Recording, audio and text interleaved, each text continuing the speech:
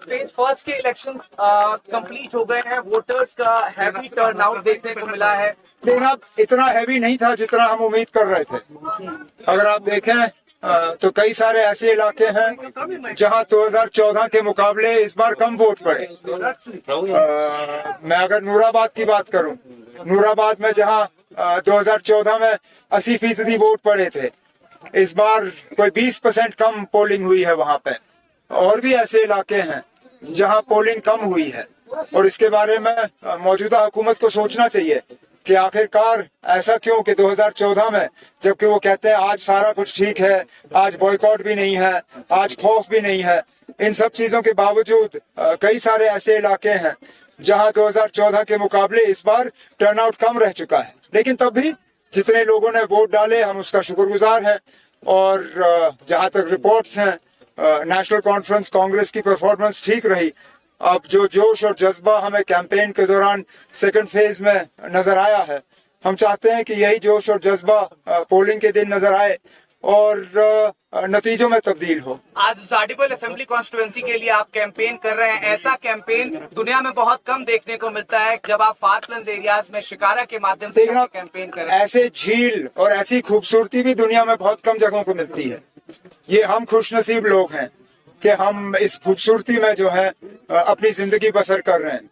लेकिन इस खूबसूरती में दुख भी बहुत होता है, परेशानियां भी बहुत हैं। और ये इलेक्शन ठीक है ना, इस कैंपेन के जरिए हम आपको यहाँ थोड़ी बहुत खूबसूरती तो दिखा देते हैं, लेकिन जो पिछले 6-10 साल से लोगों के दिलों में जो दर्द है, जो नाराजगी है, उसका इजहार शायद आज के जलसे से नहीं होगा, लेकिन वोटों के जरिए जरूर होगा। सर, कई लोग कह रहे हैं कि ये जो असेंबली इलेक्शंस होने वाले हैं, इसमें जो पोल्स आएंगे, रिजल्ट्स आएंगे पोलिंग के बाद, उसमें हंग असेंबली होने वाली है। कई लोग कह रहे हैं कि या तो इन लोगों के पास कोई ऐसा तरीका है कि वो पहले ही मशीन में झांक के देख सकते हैं। हमें नहीं मालूम ना अब मशीन में क्या गया है, लेकिन जो हम लोगों से सुन रहे हैं, हम इलेक्शन की गुंजाइश नहीं है। नेशनल कॉन्फ्रेंस और कांग्रेस ने इसलिए मिलकर इलेक्शन लड़े। हम चाहते तो पोस्ट पोल अलायंस करते, लेकिन सिर्फ इसलिए कि हम लोगों को एक ऑप्शन दें कि आगे जाके जो है किसी तरह का हंग असेंबली ना हो, किसी तरह की मतलब शक की गुंजाइश नहीं हो कि हुकूमत जो है बनने वाली नहीं है। बीजेपी वाले चाहेंगे कि हंग असेंबली हो, वो तो चाहेंगे कि उनको एक बहाना मिले, यहाँ गवर्नर रूल को जो है और इसको लंबा खींचे। लेकिन जम्मू कश्मीर के लोग इस बात की इजाजत नहीं देंगे। राहुल गांधी जी और आप एक और पीडीसी के साथ अलायंस करेंगे जरूरत पड़ने पर? ना, मैंने जब पहले ही कहा कि इसकी जरूरत ही नहीं पड़ेगी। आप 8 अक्टूबर तक ठहरिए, उसके बाद बात करेंगे। अच्छी बात है ना, अच्छा है कि राहुल गांधी जी आ रहे हैं।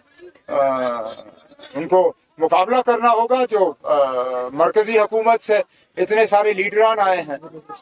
मोदी साहब ने 2 चक्कर लगाए हैं, अमित शाह साहब ने 2-3 चक्कर लगाए हैं, राजनाथ सिंह आते हुए थकते नहीं हैं। इसी तरह बीजेपी के और सीनियर लीडर यहाँ पे आके कैंपेन कर रहे हैं।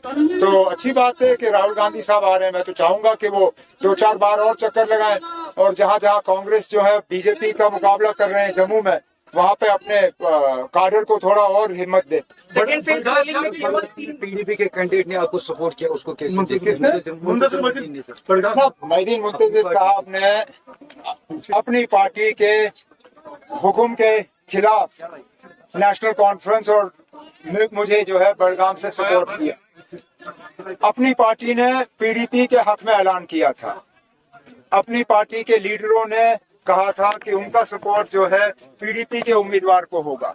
लेकिन मैं शुक्रगुजार हूँ मोहद्दीन मुंतज़िर साहब का, उन्होंने पार्टी के हुक्म को जो है माना नहीं, और शायद बड़गाम के लोगों के जज्बात को जो है समझते हुए उसने आज मेरी मदद करने का फैसला किया है, जिसके लिए मैं जाती तौर उनका शुक्रगुजार हूँ।